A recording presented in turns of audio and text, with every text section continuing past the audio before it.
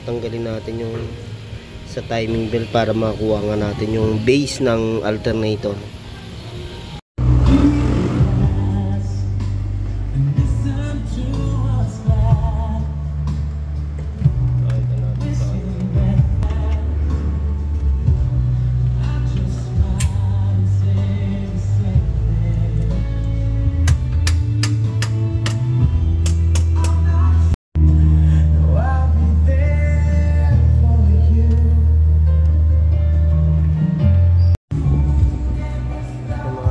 Yung timing cover natin, oh, yan. Kasi ito yung pinaka base ng alternator. Ayan, oh. Yan yung nagkaroon ng tama. Ayan, oh.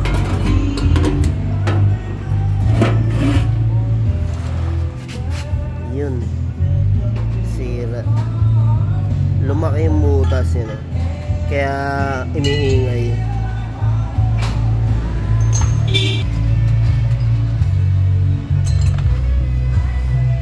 Kaya kailangan natin tanggalin yung thermostat.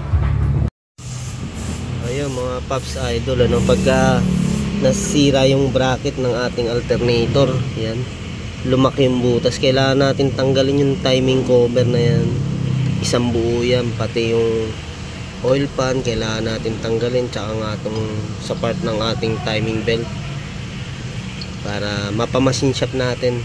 Bali machine shop ni boss nung para gumanda yung butas, pinabusingan na rin. Binayaran ni boss dyan sa machine shop natin is 1.8.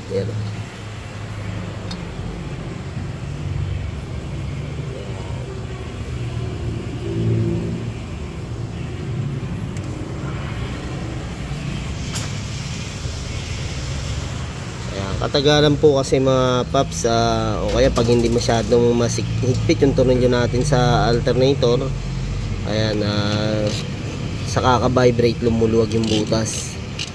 Kaya kailangan natin pa build upan uli para simikip, kasi kung maluwag lang siya, maingay, kakalog yung alternator natin, tapos pwede pang madama yung mga flexible hose, pwede tayo magkaroon ng leak.